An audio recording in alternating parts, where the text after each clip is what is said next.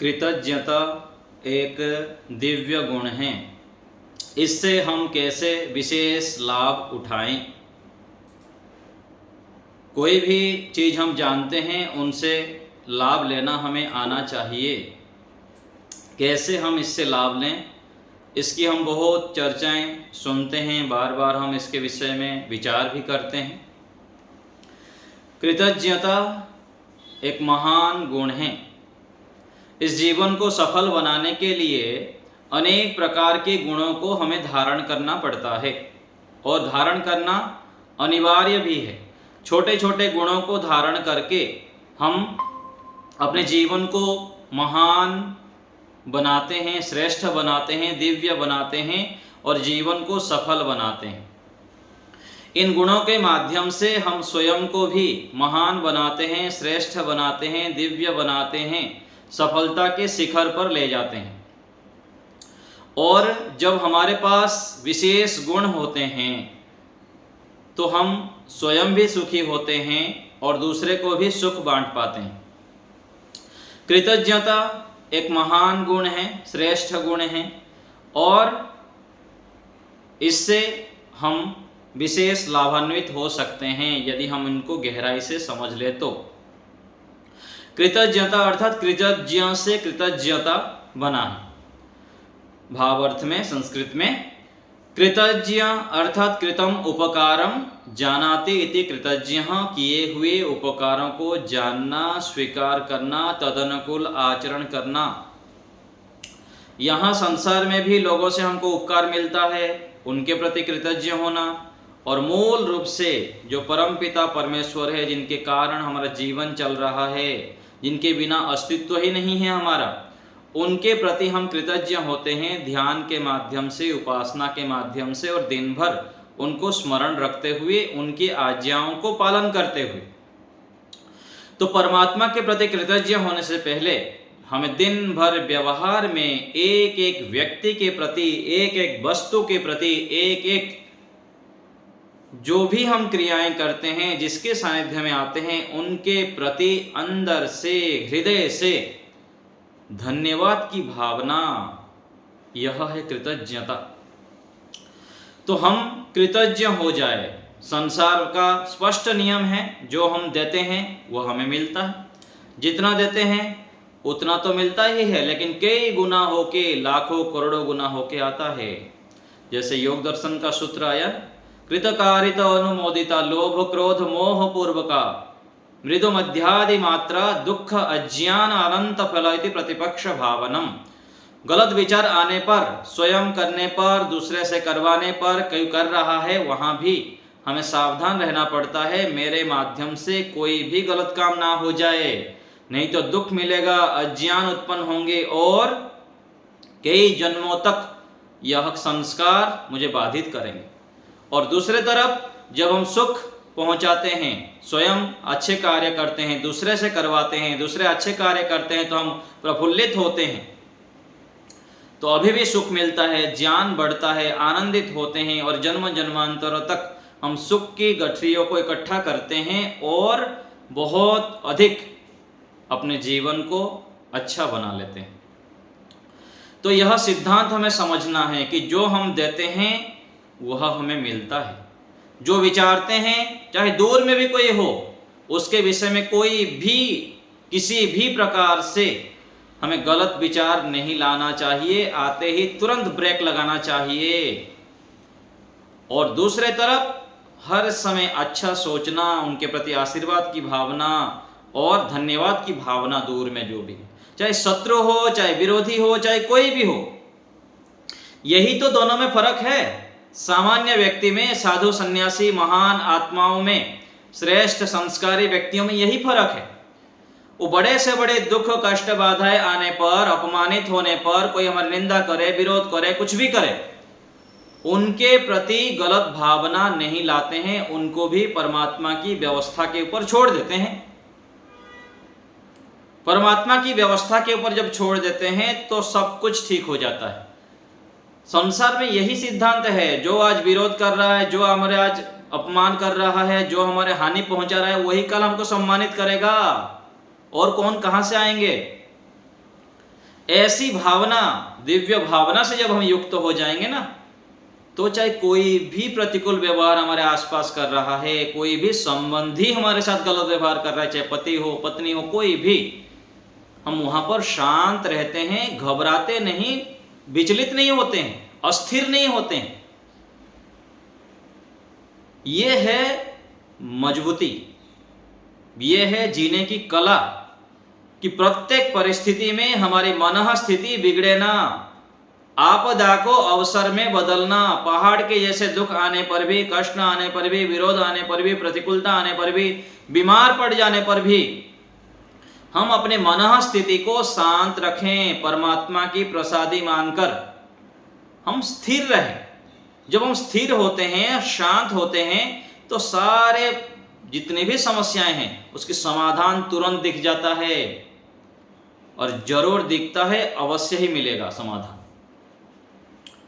और प्रारंभ में लगता है ऐसे ही गप्पे लगेगा, ये तो ऐसे ही बोलते रहते हैं, साधु सन्यासी लोग अथवा शास्त्र ऐसे ही बताते हैं। जो बता रहे हैं उनके जीवन में भी बहुत कुछ आया हुआ रहता है, कोई उस आकाश से नहीं टपके हैं। कई बार किसी गुरुकुल में एक बहुत सारे विद्यार्थी थे, तो आचार्य जी को आके बोले कि आपके विद्यार्थी ऐसे गलती करते हैं, वैसे करते हैं, ऐसे करते हैं, गुरुकुल में पढ़ते हुए भी ऐसे कर रहे हैं। तो जो आचार्य जी बोले, ये जो बच्चे दिख रहे हैं ना, ये आकाश से नहीं टपके हैं, यही धरती से ही आए हैं, इसी हमारे बीच में से ही आए हैं। तो आप क्यों मानते हैं कि गुरुकुल में पढ़ लिया अथवा इतना दिन रह गया बल्कि पूरा चेंज हो जाएंगे? धीरे धीरे होता है। तो जो भी आज शीर्ष पर पहुंचे हुए हैं, जो भी आपको बता रहे हैं, उनके जीवन में भी बहुत कुछ समस्याएं आती है, अलग अलग परिस्थितियां आती है, अलग अलग स्थितियां आती हैं, लेकिन उस स्थितियों को कैसे हैंडल करना उसको सिखा जाता है, सिखा गया है। तो इसीलिए हमको कभी भी किसी भी चीज को असंभव नहीं मानना चाहिए, दुर्लभ नहीं मानना चाहिए कि ये होगा ही नहीं। जरूर हो सकता है, सीखना पड़ता है, जानना पड़ता है, अभ्यास करना पड़ता है। छोटे आय में मैं सोचता था मैं कभी साइकिल चला नहीं सकता, कभी सोचता था बाइक चला नहीं सकता, कभी सोचता था कार नहीं चला सकता। कार में ऐसे कैसे मोड़ देते हैं, कैसे ठोकते नहीं है, कैसे धक्का नहीं हो जाता, ऐसे हम सोचते थे। फिर चलाने लगे तो सब ठीक हो गया।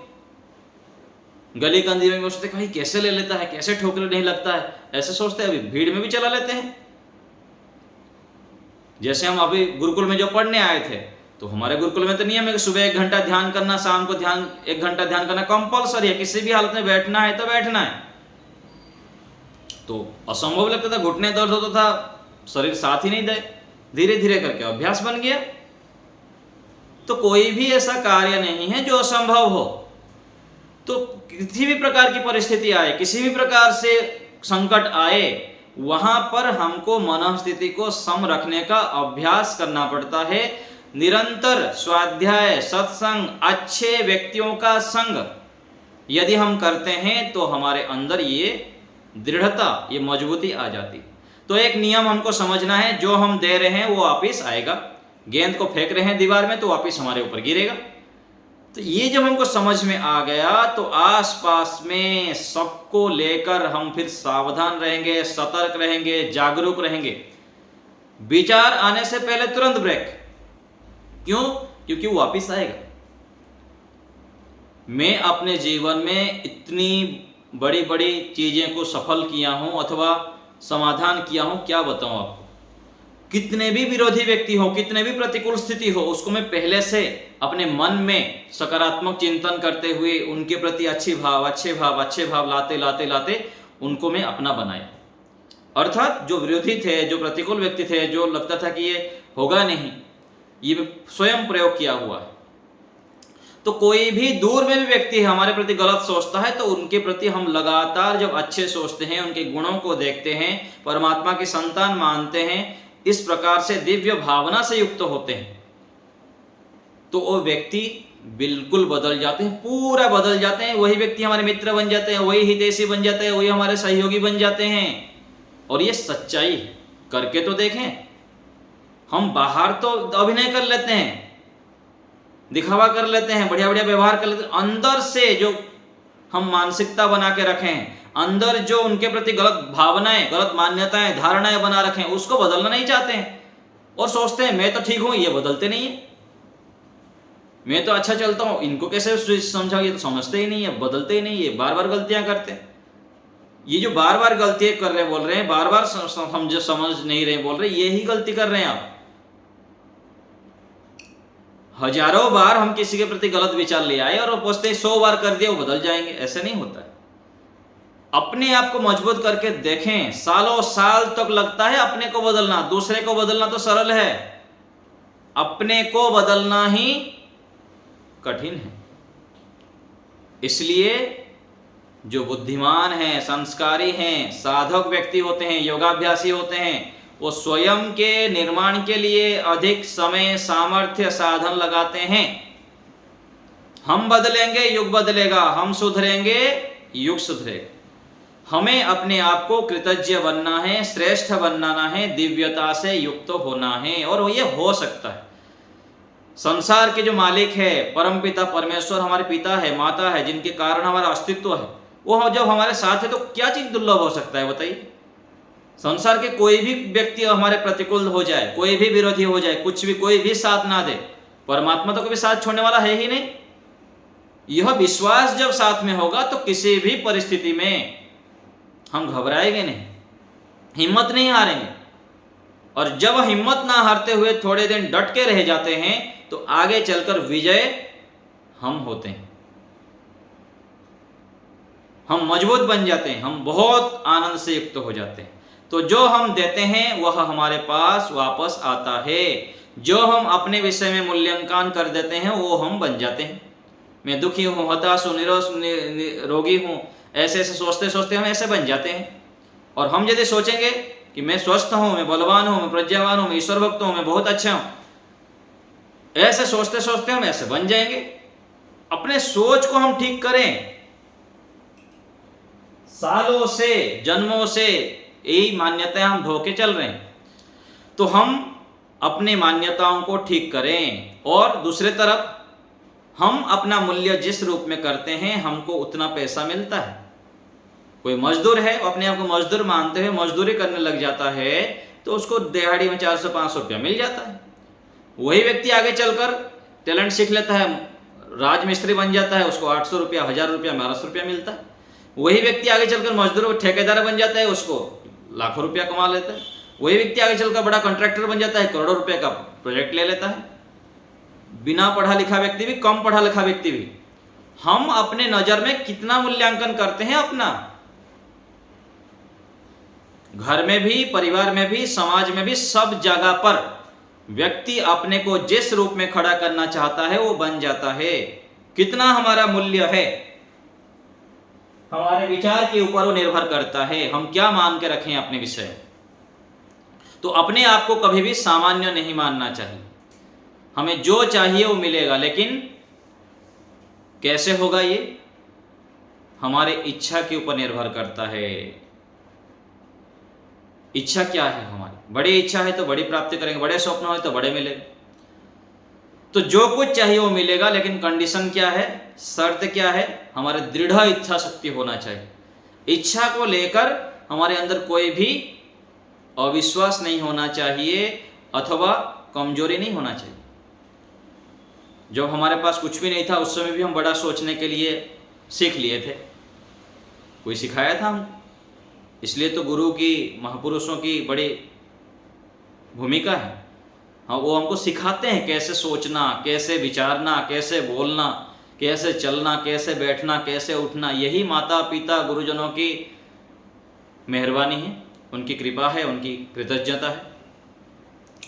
तो जैसे हम ऑनलाइन कोई चीज़ बुक करते हैं, बुक करने से पहले वो पूछता है हमको कोई आइटम चाहिए तो उसको किस साइज का चाहिए, किस मूल्य का चाहिए, सब टिक लगाना पड़ता है, फिर अंत में ऑर्डर पास होता है। इसी प्रकार से जो हम इच्छाएं करते हैं उस इच्छा को लेकर हमारे मन में पहले दृढ़ता हो, शब्दों से भी उस प्रकार से हम बोलने लग जाएं, लिखने भी उस प्रकार से लग जाएं, जीने भी उस प्रकार से लग जाएं, फिर देखिए वो चीज़ मिलने लग जाता है। क्योंकि परमात्मा का संविधान यहाँ ये ऐसा है, कि जैसे हम सोचने लगते हैं, जिस प्रकार से क्रियाएं करने लग जाते हैं, उस प्रकार से हम बन जाते हैं। और उसके लाभ हमारे मन में स्पष्ट होना चाहिए। जैसे कोई ऑर्डर दिए कोई सामान, तो बुक होने के बाद हमको संशय नहीं रहता है, वो आने वाला है, पेमेंट कर दिए तो आ जाएगा। तो अपना काम है पूर्ण रूप से मेहनत करना, हमको ध्यान में आगे बढ़ना है, एकाग्रता को प्राप्त करनी है, हमको हर समय सुख शांति ऐश्वर्य से युक्त रहना है, संतुष्ट रहना है। तो क्या करना होता है उसको समझना पड़ेगा, और जो जो हमको चाहिए, क्यों चाहिए, वो भी हमको स्पष्ट होना चाहिए। जैसे कोई व्यक्ति सोचे, मान लीजिए मैं सोचूं कि मुझको सन्यासी बनना है, मैं सन्यासी बनना चाहता हूं, क्यों ये स्पष्ट होना चाहिए हमारा, क्यों बनना चाहता हूं, केवल बोल दिया ऊपर ऊपर से बनना चाहता हूं। क्यों जब स्पष्ट होता है तब उसकी ओर हमारी प्रवृत्ति होती है, वो हमको दिखना चाहिए स्पष्ट रूप से, इसलिए मैं बनना चाहता हूं। क्योंकि जो सन्यासी बनता है उसी को मोक्ष मिलता है, जो सन्यासी बनता है वो मन इंद्रियों के स्वामी बनता है, वो राजा बनता है। जो सन्यासी होता है वही संसार का और अपना वास्तविक हित कर सकता है। सन्यासी ही संसार का अधिक से अधिक उपकार कर सकता है। क्या कहा? संसार का सबसे अधिक उपकार सन्यासी ही कर सकता है, योगाभ्यासी ही कर सकता है, ज्ञानी ही कर सकता है, धार्मिक व्यक्ति ही कर सकता है। तो सबसे बड़े जो उपकार क्या है? सन्यासी कर सकता है। सन्यासी ही तीनों ऐषणाओं से ऊपर उठ सकता है, लोकेषणा, वित्तेषणा, पुत्रेषण। मनुस्मृति में कहा गया जो सन्यासी होता है वो अभयदान करने वाला होता है। अभयदान अर्थात तीनों गुणों से आगे बढ़ जाता है। जो तीनों गुणों से युक्त रहेगा वो अभयदान नहीं कर सकता। कितनी सी बड़ी प्रतिकूल परिस्थिति आ जाए, कोई मारने को भी आ जाए, ऋषि दयानंद जी को जो जहर दे दिया उसको भी पैसा दे दी, कितनी बड़ी भावना देखिए। तो वसुधैव कुटुंबकम की भावना की जो शीर्षता है, पूर्णता है, वो सन्यास, आत्मज्ञान से, ब्रह्म ज्ञान से, वैराग्य की प्रखरता ही सन्यास है। ज्ञानस्य पराकाष्ठा वैराग्यम, ज्ञान की पराकाष्ठा होने पर वैराग्य होता है, और वैराग्य में भी अपर वैराग्य, पर वैराग्य। योग दर्शन में कहा गया अतिक्रांत भावनीय योगी, प्रथम कल्पिक, माधुभवनिक, प्रज्ञा ज्योति और अतिक्रांत भावनीय योगी, 4 प्रकार के योगी बताया गया योग दर्शन के तीसरे पाद में। तो जो चौथे स्तर के, ऊंचे स्तर के योगी हो जाते हैं ना, वो पूरा जीवन मुक्त बन जाते हैं। किसी भी परिस्थिति में वो घबराते नहीं है, शांत रहते हैं, विचलित नहीं होते हैं, त्रिगुणातीत हो जाते हैं, जीवन मुक्त हो जाते हैं। तो सन्यासी जो बनता है वही अपना सारी समस्याओं को सुलझा पाता है, और संसार के कोई भी उनके पास आए उनकी समस्याओं को अच्छी प्रकार से सुलझाने का सामर्थ्य सन्यासी के पास होता है। तो ऐसे बहुत सारे गुण हमारे पास होना चाहिए। क्यों मैं प्राप्त करना चाहता हूं, एक तो कहां जाना हो, क्या प्राप्त करना है हमको स्पष्ट नहीं है। आज बस चल रहे हैं तो चल रहे हैं, ध्यान करना चाहता हूं, क्यों पता नहीं, बस पता चल रहा है ऐसे। तो हमको जो हम प्राप्त करना चाहते हैं उसको लेकर दृढ़ता होनी चाहिए, और उसको क्यों प्राप्त करना चाहते हैं उसका लाभ भी हमारे सामने होना चाहिए। तो जब इस प्रकार हम क्या बनना चाहते हैं, क्या प्राप्त करना चाहते हैं स्पष्ट होता है, क्लियर होता है, संशय रहित होता है, तो उसकी ओर हम अच्छी प्रकार से बढ़ते हैं, जल्दी से बढ़ते हैं। नशा हो जाना चाहिए, पागलपन, दृढ़ता खो जाना, उसमें पूरा समर्पित हो जाना, सोते बैठते उठते जागते वही दिखाई दे। ऐसी ईश्वर से प्रार्थना करनी चाहिए हमको कि प्रभु मैं अच्छे कार्यों में, श्रेष्ठ कार्य में, दिव्य कार्यों में, सकारात्मक कार्यों में खो जाऊं। रात को सो के सुबह उठे तो उठते ही आलसी नहीं, उठ के उगते रहते हैं इधर उधर के, फिर सोते रहते हैं, बैठते रहते, ऐसा नहीं। गुरुकुल में जो पढ़ते थे, आपको सच्ची बात बता रहा हूं, उठे तो बैठना नहीं है, ये संकल्प था। बैठना नहीं है, बैठेंगे तो उगेंगे, आधा घंटा चला जाएगा, 1 घंटा चला जाएगा, व्यायाम का समय चला जाएगा, दौड़ का समय चला जाएगा। बैठना नहीं है, संकल्प किए थे। जब उठने के बाद तुरंत झटाझट कार्य आगे से आए, ब्रश करना, मुंह धोना, शौच जाना, तुरंत दौड़ लगाने जाना, भ्रमण में जाना, व्यायाम करना, तुरंत स्नान करके फिर ध्यान में बैठना। तो उठते ही तुरंत 10-20 सेकंड के अंदर थोड़ी देर ईश्वर को धन्यवाद करना, माता पिता को मन ही मन धन्यवाद करना, पूरा सृष्टि को धन्यवाद करना, सभी के प्रति कृतज्ञ भाव करना। सुबह उठते ही फ्रीक्वेंसी हाई लेवल का हमारा हो जाए, उठते ही ऊंची विचार, आंख खुलते ही परमात्मा का स्मरण, ये हमारा स्वभाव बन जाए। रात को सोने से पहले आधा से 1 घंटा तक ओम का जप करना, गायत्री मंत्र का जप करना, ये स्वभाव बन जाए। पूरा सोने से पहले से लेकर सोने समय तक ओम का जप चलता रहे, गायत्री मंत्र का जप चलता रहे, तो स्वप्न भी अच्छा आएगा, नींद भी अच्छी होगी, गाढ़ नींद आएगी, और सुबह उठते ही भगवान का स्मरण और कृतज्ञ। प्रभु आपके लिए ही ये जीवन है, आपके कारण ही जीवन है। माता पिता गुरुजन से लेकर पूरा सृष्टि के सभी को धन्यवाद देना, कृतज्ञ बनना, और आगे जो भी कार्य करते जाते हैं, जो भी हमारे सामने आ रहा है, सबको लेकर धन्यवाद धन्यवाद धन्यवाद, शुक्रिया भावना। ऐसी दिव्यता से युक्त होना, जब हम कर देते हैं अपने जीवन को, कृतज्ञ बन जाते हैं, कृतज्ञता से युक्त दिन भर रहते हैं, तो देखिए जो हम देंगे वो आएगा, ये हमको समझ में आ गया। जितना हम अच्छा अच्छा अच्छा बढ़िया बढ़िया बढ़िया बोलते रहेंगे, धन्यवाद धन्यवाद देते रहेंगे, उतना क्या होगा, फिर वापस आता ही रहेगा, आता ही रहेगा, आता ही रहेगा। फिर व्यक्ति सोचेगा, अरे मैं कम मेहनत किया, इतना कुछ मिल रहा है मेरे को। ये सच्चाई बता रहा हूं आपको। आश्चर्य होता है कि मेरे योग्यता से कितना अधिक मुझको मिल रहा है। जो मैं चाहता हूं वो पहले से ही मिल जाता है, आगे से आगे मिल जाता है, आगे से आगे रास्ता क्लियर हो जाता है। इतनी श्रेष्ठ विधान है संसार का, संविधान है परमात्मा का। तो हमें कृतज्ञ होते हुए आगे बढ़ना है, तो शीघ्रता शीघ्र जल्दी जल्दी आगे बढ़ जाएंगे। किसी भी वस्तु, व्यक्ति, स्थान, जिससे भी हमको लाभ मिलता है, सबके प्रति हृदय से धन्यवाद, गहराई से, हृदय की गहराई से, केवल वाणी से नहीं, केवल शब्दों से नहीं, हृदय की गहराई से, अंतर मन से धन्यवाद धन्यवाद धन्यवाद, बार बार धन्यवाद देने का अभ्यास, स्वभाव बना देना है हमको। तो एक होता है शुक्रिया, एक होता है शिकायत। तो हम क्या करते हैं, यहां जहां भी देखते हैं, किसी से भी मिलो, जब भी देखो शिकायत शिकायत शिकायत, दोष गिनाना दोष गिनाना, कभी भी गुण को कम देखना, दोष को अधिक देखना। क्यों ऐसे क्यों होता है? क्योंकि हमको इसके परिणाम दिखता नहीं है, पता नहीं लगता, हमको कोई सिखाया नहीं, बताया नहीं, हम भी इसके ऊपर अच्छी प्रकार से चिंतन मनन किए नहीं है। किसी को भी देखने से पहले क्या दृष्टि आती है बताइए? अधिकांश जो हम देखते हैं संसार में, गुणों को कम देखेंगे, दोषों को अधिक। कोई अच्छा भजन सुनाया तो कुछ व्यक्ति ऐसे होंगे ना, उसमें कमी भी निकाल देंगे। कोई अच्छे व्याख्यान करेगा, अच्छे कार्य करेगा, तो कुछ व्यक्ति ऐसे होते हैं, वो दोष को ही देखेंगे, गलती को ही देखेंगे, उसकी ओर उनकी दृष्टि जाती है। तो हमें संसार में चाहे किसी भी क्षेत्र में हो, कहीं भी नजर डाले, तो हम शिकायत, कंप्लेन बंद कर दें आज से ही। केवल धन्यवाद, अच्छा देखना, अच्छा सुनना, अच्छे विचारना, अच्छी अच्छी दृष्टि रखना है, ये अभ्यास करना है। हाँ, 1-2%, 5% थोड़ा सा बच के रहना है कि ये जो गलती है मेरे अंदर ना आ जाए, उस दृष्टि से केवल दोष को देखना होता है। बाकी नहीं तो हर समय हमको गुणों को ही देखना है, अच्छाई को ही देखना, यह अभ्यास करनी। तो जिसको ऐश्वर्य को प्राप्त करना है, जो ऐश्वर्य को प्राप्त करना है, एक श्लोक में कहा गया, ये 6 दोष को छोड़ दें। षड दोषः पुरुषेणेह हातव्या भूतिम इच्छत, निद्रा तंद्रा भयम क्रोध आलस्यम दीर्घ सूत्रता।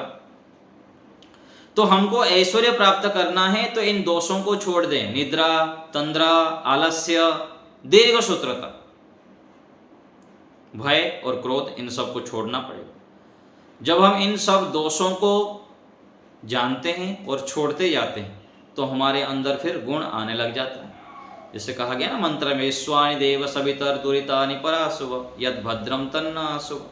स्थान हमारे पास सीमित है। जब हम दोषों को देखना छोड़ देते हैं, दोषों को दूर करने लग जाते हैं, तो भद्र ही भद्र तो आने लग जाता है। फिर आनो भद्रः क्रतवो यन्तु विश्वतो दब्धासो अपरि तासो उद्भिदा, चारों ओर से भद्र भद्र भद्र आने लग जाता है। क्योंकि जिस फ्रीक्वेंसी में हम रहेंगे वही प्रकार उसी से हम जुड़ जाएंगे। एयरटेल का सिम डाले तो एयरटेल का चैनल से जुड़ जाएंगे, जियो के जोड़ देंगे तो जियो का सिम जियो के टावर से जुड़ जाएगा।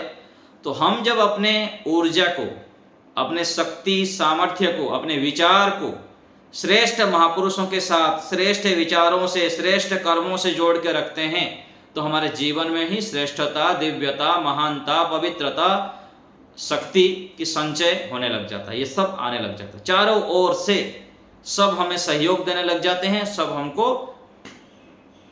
आगे बढ़ाने वाले मिलने लग जाते हैं।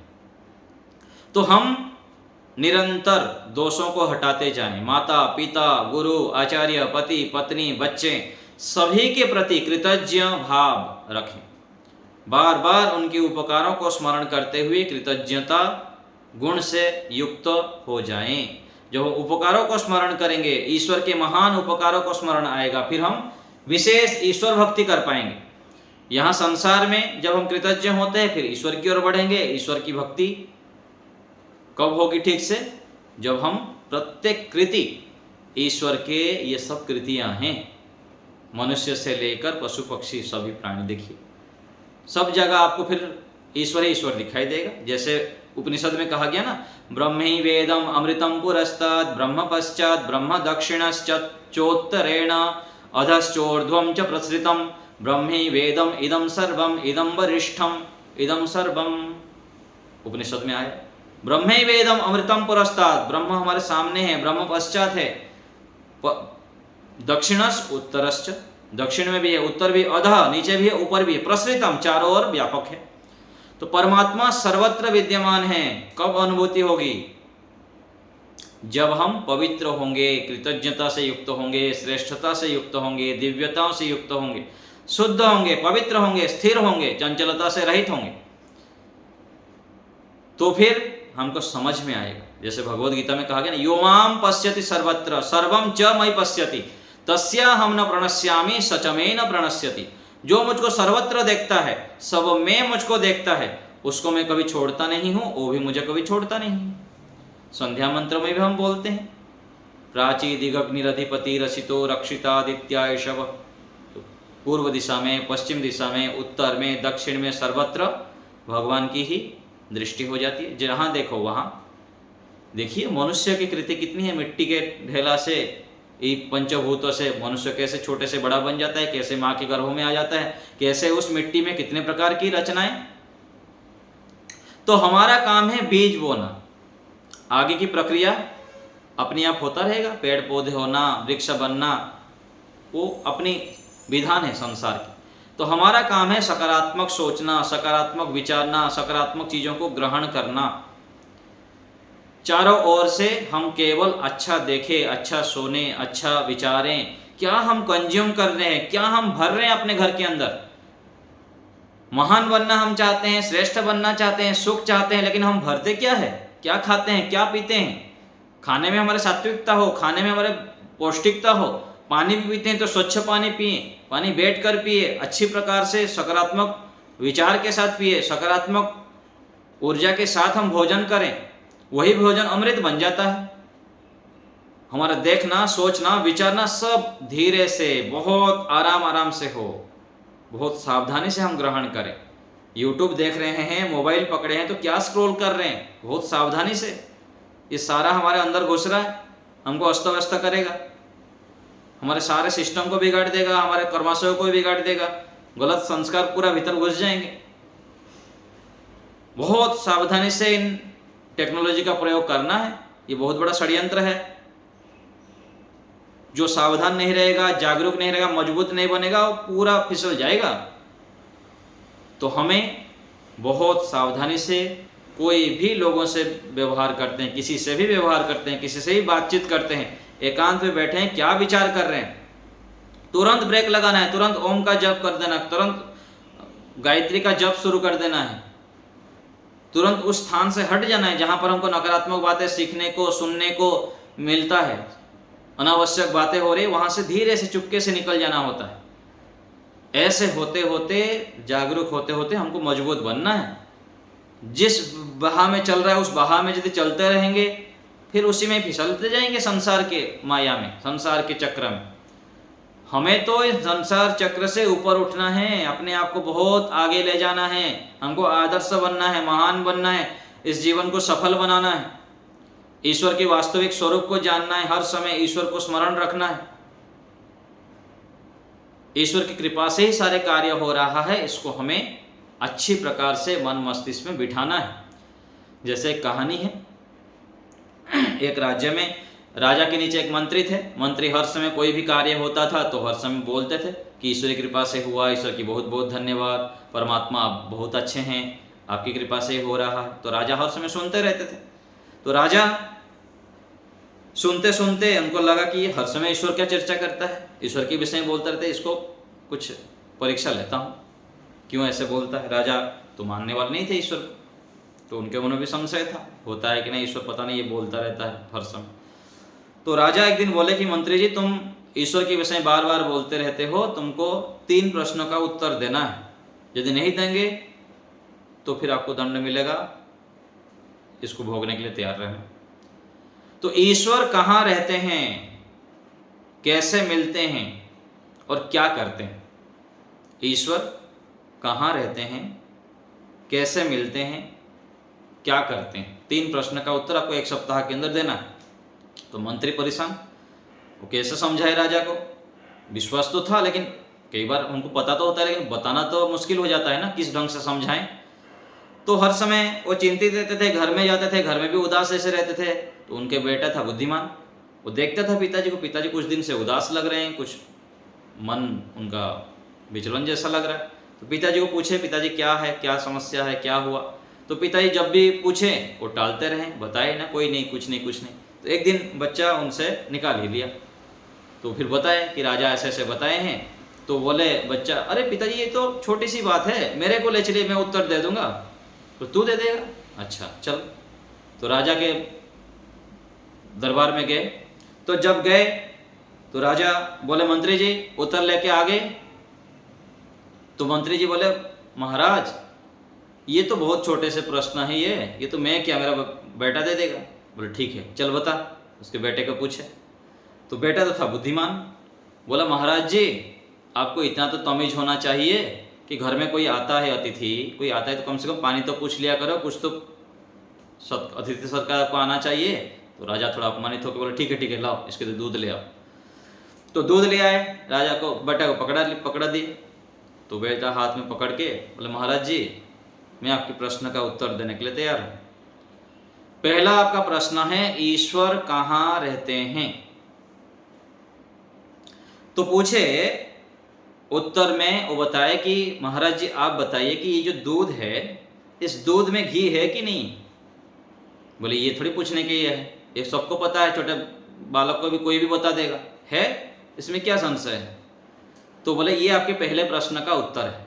जैसे दूध में घी है, दूध के कण कण में घी है, ऐसे ही सृष्टि के कण कण में परमात्मा विद्यमान है। ये आपके पहले प्रश्न का उत्तर है। दूसरा प्रश्न का उत्तर क्या है? ईश्वर कैसे मिलते हैं? बोले महाराज जी ये दूध से घी निकलता है, कैसे निकलता है? बोले ये क्या पूछने योग्य है, ये तो सबको पता है। दूध से दही जमाते हैं, दही से फिर मक्खन छाछ बनाते हैं, बिलोना से ये करके फिर मक्खन निकलता है, मक्खन को तपाते हैं, फिर घी निकलता है। बोले ऐसे ही आपके दूसरे प्रश्न का उत्तर है, ईश्वर कैसे मिलते हैं? ईश्वर को प्राप्त करने के लिए अष्टांग योग का पालन करना पड़ेगा। यम नियम आसन प्राणायाम, अहिंसा सत्य अस्तेय ब्रह्मचर्य अपरिग्रह, शौच संतोष तपस्वाध्याय ईश्वर प्रणिधान का पालन करना पड़ेगा। आसन की स्थिरता करनी पड़ेगी, प्रत्याहार धारणा ध्यान समाधि, इन क्रम से जाने के बाद ईश्वर मिलते हैं। जैसे घी इससे निकलता है। आ गया समझ में? दूसरा प्रश्न का उत्तर हो गया। तीसरा प्रश्न का उत्तर, ईश्वर क्या करते हैं? बोले कि महाराज जी आप गुरु बन के पूछ रहे हैं या शिष्य बन के पूछ रहे हैं? यदि गुरु बन के पूछ रहे हैं तो पूछने की आवश्यकता ही नहीं है, आपको तो आता ही। और यदि शिष्य बन के पूछ रहे हैं तो शिष्य का स्थान कहाँ पर है? नीचे। तो आपको शिष्य बनना पड़ेगा, मुझको ऊपर जाना पड़ेगा। बोले ठीक है चलो, उसको तो उत्तर तो चाहिए ही राजा को। तो ऊपर जाके बैठ गए और राजा नीचे। तो बोले महाराज जी यही करते हैं ईश्वर, जिसका जैसे स्थान है ना वहां पहुंचा देते हैं। जिसकी जैसी योग्यता है परमात्मा वहां पहुंचा देते हैं।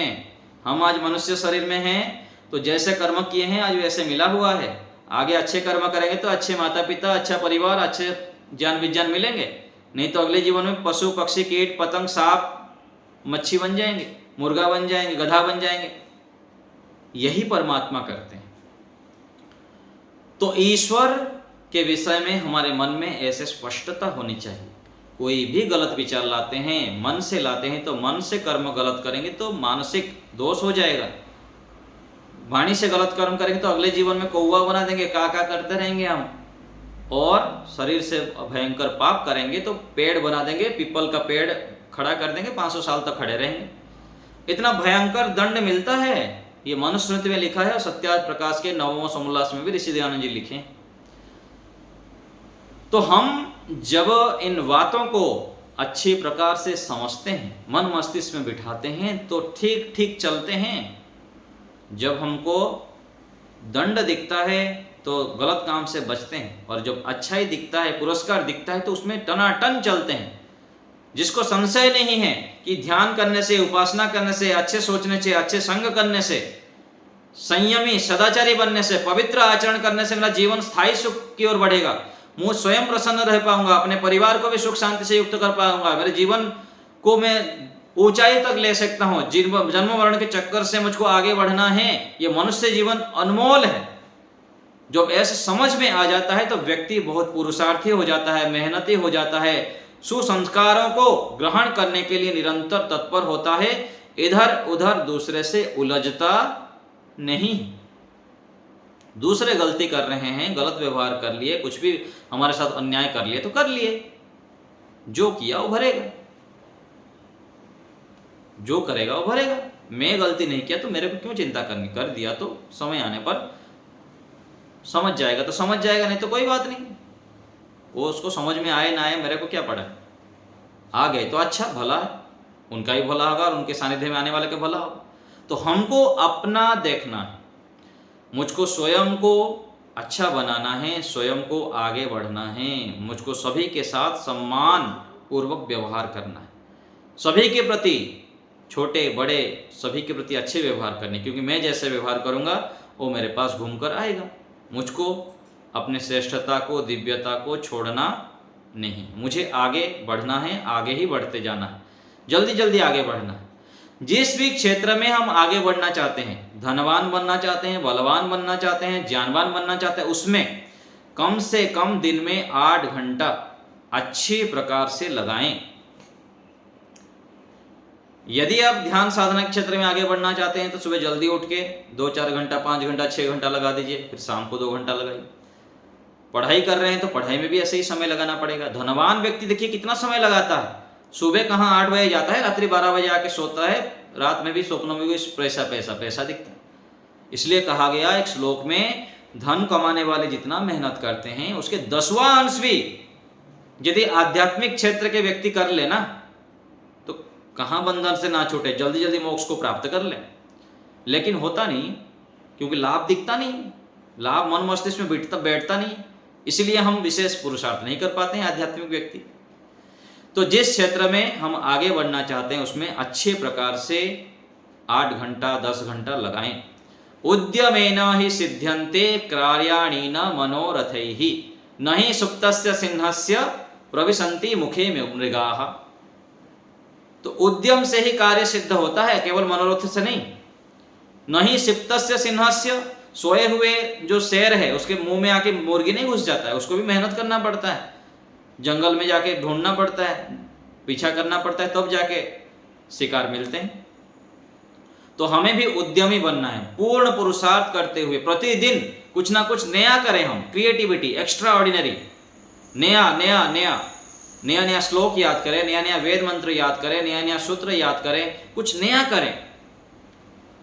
आज आप 51 बार गायत्री मंत्र जप किए तो कल 101 बार करें, आगे 200 बार करें, 500 बार करें, 1000 बार करें। आज 1 घंटा सेवा में लगाए हैं तो 2 घंटा सेवा में लगाइए। हर दिन कुछ ना कुछ नया करने का प्रयास करें। नया करते हैं, नया नया चीज़ याद करते हैं, नया नया चीज़ सीखते रहते हैं, तो हमारी बुद्धि की भी सामर्थ्य बढ़ता है, अपनी प्रतिभा ही बढ़ती रहती है और निरंतर उत्साह मिलता है हमको। जितना हम परोपकार करेंगे, सेवा करेंगे, पुण्य का संचय करेंगे, हमारे अंदर दिव्य प्रतिभाएं, दिव्य ऊर्जा, सकारात्मक ऊर्जा बढ़ता रहता है। हम शक्तिशाली बन जाते हैं, महान बन जाते हैं, श्रेष्ठ बन जाते हैं। तो हम प्रतिदिन आगे आगे आगे बढ़ते जाएं, निरंतर कुछ नया कुछ नया कुछ नया, पढ़ाई में भी, सेवा में भी, अलग अलग जगह पर कहीं भी हम कुछ नया करें, जोड़ते रहे कुछ नया। स्वाध्याय आज हम 1 पेज किए तो कल 2 पेज करना है, उसमें भी बढ़ा सकते हैं। तो निरंतर हम जब लोगों को सहयोग करते हैं, सम्मान देते हैं, इज्जत देते हैं, लोगों को प्रशंसा करते हैं, उनका मनोभाव, उनका आत्मबल बढ़ाते हैं, तो वापस हमारे पास आते हैं, हमारे अंदर भी प्रतिभाएं बढ़ती हैं, क्योंकि जो हम देते हैं वो आता है। तो परमात्मा भी पात्र को ही देते हैं, योग्य व्यक्ति को देते हैं। तो हम पात्र बने, योग्य बने, गुणवान बने, चरित्रवान बने, अपने आप को शुद्ध करें, पवित्र बनाएं, स्थिर हो जाएं। प्रत्येक दिन हम स्थिरता का भी अभ्यास करें। 2 मिनट 5 मिनट पूरा पत्थर होकर बैठना है, बिल्कुल शांत पत्थर हो जाना है। 1 मिनट के लिए, 2 मिनट के लिए ना कपड़ा हिलाना है, ना शरीर हिलाना है, कुछ भी नहीं। इसका भी अभ्यास करना चाहिए। हमारे एक स्वामी जी थे, ध्यान के समय ऐसे अभ्यास कराते थे हमको कई समय तक। पहले तो हमको बहुत घबराहट होता था, थोड़ा सा भी हिल गया तो देखते रहते थे, डांटते थे, हिलना नहीं, बिल्कुल शांत, चाहे मक्खी आ जाए चाहे कुछ भी हो जाए। ये भी अभ्यास करना चाहिए हमको। अभ्यास करते करते करते हम दृढ़ बन जाएंगे, स्थिर बन जाएंगे। और मैं अभ्यास किया हूँ ऐसे। जब आप धीरे धीरे करेंगे ना, खुजली भी आ रहा है, कोई कीड़ा भी आ गया, कुछ भी हो गया, आप स्थिर होकर बैठने लगेंगे ना, वो सारा साइड हो जाता है। इसलिए कहा गया तपो द्वंद्व सहनम। जब हम तपस्या करते हैं, धीरे धीरे से अभ्यास करते हैं, तो भूख भी सताएगी नहीं, प्यास भी नहीं सताएगा, और कुछ भी स्थिति आ जाए हम स्थिर हो पाएंगे। ऐसे साधक को अभ्यास करना पड़ेगा। तो हमारा सोच विचार हम बहुत सावधानी से, जागरूकता से करें, सकारात्मक विचार करें, शक्तिशाली विचार करें, हर समय अच्छा सोचें, सोच के ऊपर काम करें। पूरा योग दर्शन, पूरा जो वास्तविक योग है वो मन के ऊपर है, बुद्धि के ऊपर है। बुद्धि से हम काम लें, बुद्धि से काम लेना अर्थात रोज कुछ ना कुछ नया स्मरण करें।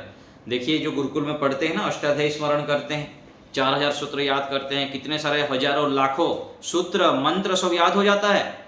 मैं जब घर छोड़ा था तो मैं सोचा नहीं था कि मैं इतने सारे याद कर लूंगा। 5 सूत्र भी अष्टाध्यायी याद होना मुश्किल हो रहा था, और आगे चलकर पूरा अष्टाध्यायी अच्छी प्रकार से याद कर ली।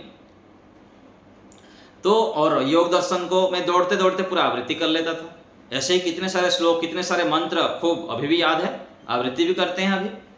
तो जब हम अच्छे अच्छे श्लोक, मंत्र, अच्छे अच्छे विचार को याद करते हैं तो हमारी बुद्धि के सामर्थ्य बढ़ता है, और बुद्धि में जो जंग लगा हुआ है ना, और जो नकारात्मकता है, सारे हट जाएंगे।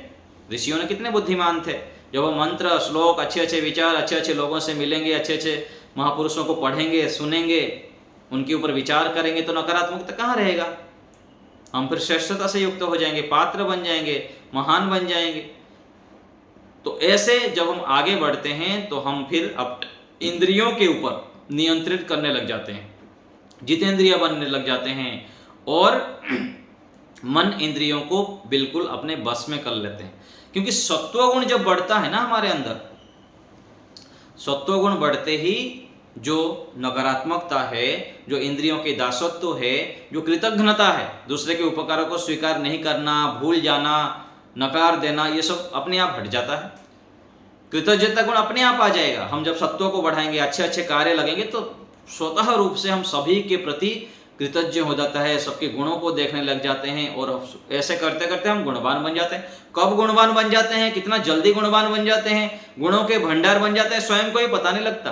फिर आश्चर्य होता, अरे ऐसे कैसे हो गया। जो मैं नहीं कर पाता था, जो विचारों को रोक नहीं पाता था, जो छोटे छोटे आलम्बनों से मैं प्रलोभित हो जाता था, खिन्न हो जाता था, दुखी हो जाता था, वो तो मुझको ऊपर प्रभाव ही नहीं डाल रहा है। ऐसी स्थितियां आ जाती है। तो हमें ये करना है, जैसे खेत में बीज बोएंगे उस प्रकार से अंकुरित होगा।